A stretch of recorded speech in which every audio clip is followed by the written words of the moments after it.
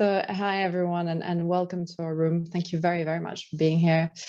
I'd like to introduce, to begin with, Sophie. So Sophie Standke is International Diversity and Inclusion Lead at Beam Suntory, and she's joining us from Madrid in Spain today.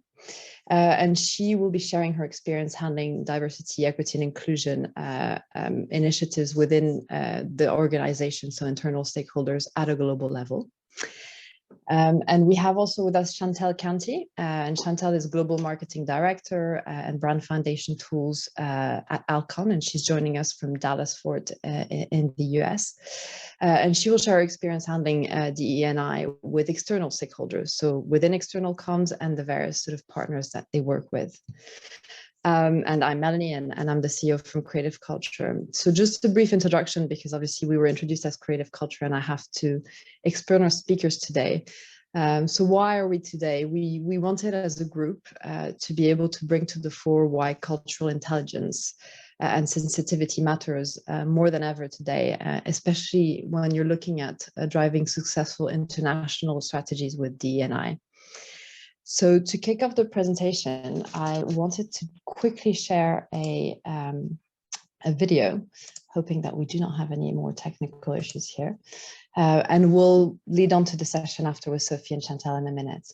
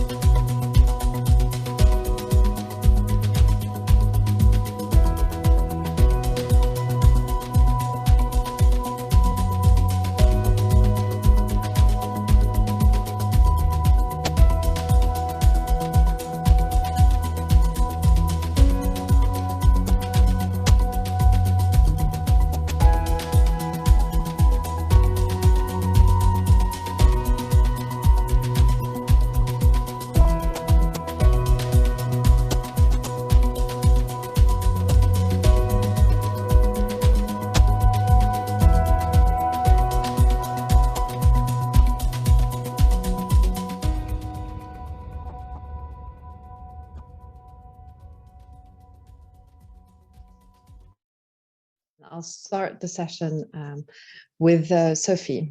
Sophie, welcome. And could you please tell us a bit more about yourself and your role at Beam Suntory, and perhaps some of the key initiatives you've been driving to date, particularly around gender?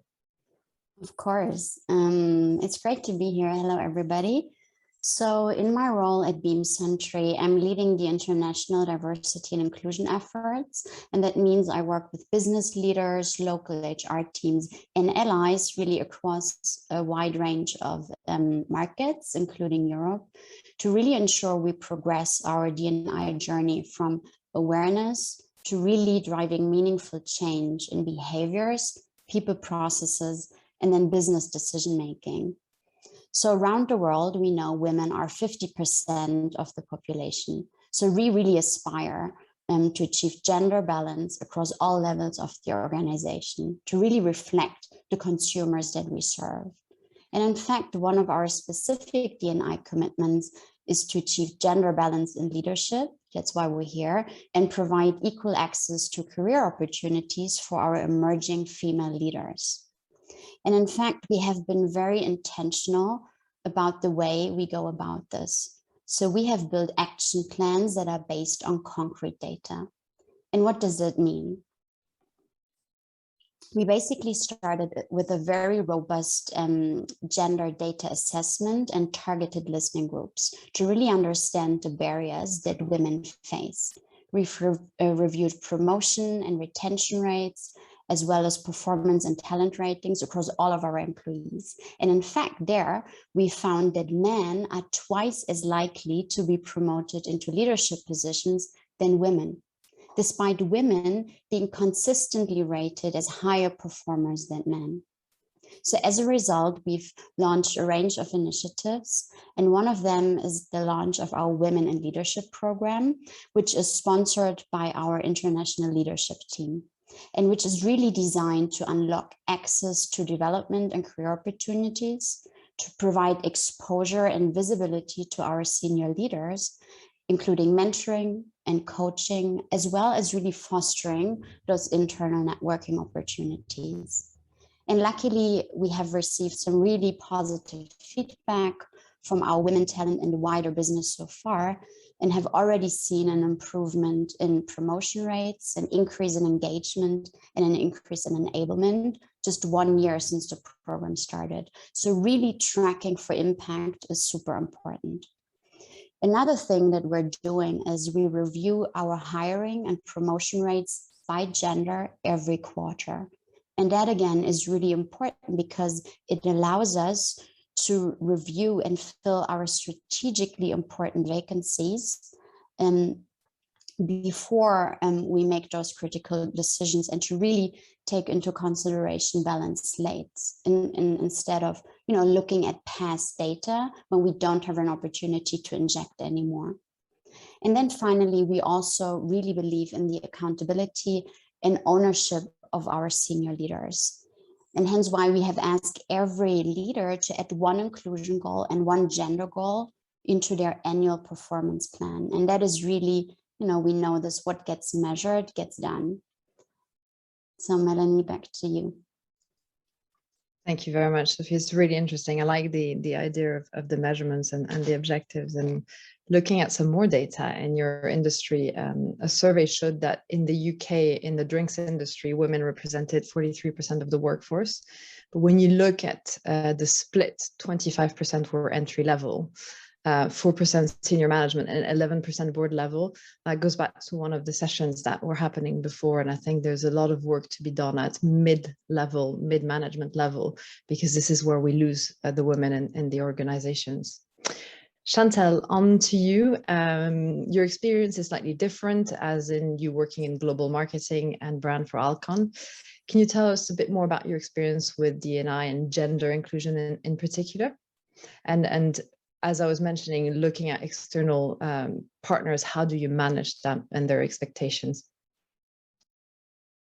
Absolutely. So I've been at Alcon for 10 years, and I think, as Mélanie said, I'm based in Texas.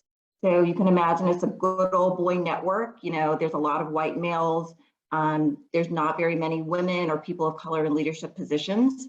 And, identifying as a woman of color, my parents are from the Caribbean.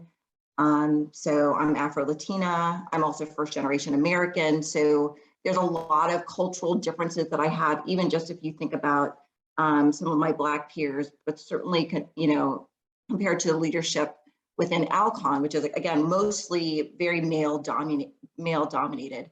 I mean, what I would say is, like, over the 10 years that I've been there, I've seen Alcon evolve. And they're thinking about D&I. We actually have somebody for the last couple of years who's been responsible for diversity and inclusion. We have a new diversity and inclusion head, and she just did an assessment of Alcon in terms of where we are. And I think it's a recognition of, like, look, we're not where we want to be. We've got some work to do, but let's fix what we can fix. Let's keep moving forward. And so I feel very hopeful about the fact that we're doing that. So I've been partnering with our head of D&I on a project that I'm working with in marketing, which is, how do we get our marketers to think about diversity and inclusion, right? We're a global company, a global eye care company, and we market to all different kinds of people. And I work in our global organization, so it's important that we're being representative of different races, genders, ethnicities, abilities. So we want to make sure that we are doing that in an authentic way. And so I'm leading this charge, and actually next month, we're going to train the marketers over a 2-day period to understand how to do this authentically, how to have conversations in case there are some difficult conversations that come up related to talent, I will share with you, as I've been doing this research, I did find out as we were talking to agencies, there was an ad that we were recently doing, and there were questions about this Black woman's skin color. Can we lighten it? Can we straighten her hair? What can we do to, make this person, I guess, blend in, so to speak? And I have some concerns about that as a Black woman. And, I think that there's some education that we need to have. How do we get people to stand up in those meetings? How do we get them to have those difficult conversations? And it really was our advertising agency that came to us to say, look, we've been in some meetings and we've heard some things that made us feel uncomfortable. So it opens the dialogue, and we're kind of taking the reins and saying, look, this is an opportunity for us to have a teaching moment with our marketing organization and let them know that it's not okay to do those sorts of things. And how can we move forward and market brilliantly as an eye care company? Thanks, Shantel. I really like the idea of, the learning process and the engagement going both ways and filter through the supply chain effectively, and they filter it back to you. In our case, we're a women-owned business, and we're certified by We Connect International. Some of you may know of them. And we have the opportunity to exchange with many procurement champions within organizations who now have a role of promoting, diverse suppliers, what this brings to the organizations, what is the benefit, and communicating it within the organization. And as a tier 2 supplier, we also look at how we can filter that through our supply chain and with our own suppliers. And at the moment, we have 64 female within our database, 64%, sorry. So it's really just looking at how everyone can help each other, I think, within the process. Looking at the cross-cultural element specifically, and in line with the video we've just seen, Sophie, how does it work being in an East meets West organization, Beam Suntory obviously being born from the merger of a Japanese and an American company? How does that influence the way you manage DE&I on a day-to-day basis? And are there challenges or best practice you like to share? Yeah, of course. So I think DE&I, first of all, for Beam Suntory is linked to a bigger purpose, which is our global sustainability strategy, and hence why it's a central part of our business objectives, right? And our global DE&I vision and our key strategic pillars, we have them in place, but we have also adapted our action plans to cater for local challenges and opportunities, so we can really build on the various geographies. We operate in 5 continents, and they all have different needs, obviously. So there is flexibility in our approach. And we really believe in centering the execution of DE&I in the country to really, as I said, solve for the local needs and work around potential barriers there. So tailoring the DE&I action plan, I suppose, is important because it's all about making it relevant regionally. It's about enabling regional ownership and making the regions or the markets or the countries ask themselves, okay, so what is the role DE&I plays for me in this specific area? And as I said, we have designed our global DE&I vision and strategy bottom up, which actually worked very well because we've worked in collaboration with our markets, with our Suntory businesses, and have really been able to bring in and embed the local insights and learnings. But at the same time, this allowed us top-down alignment and really clarity of expectations from the very beginning.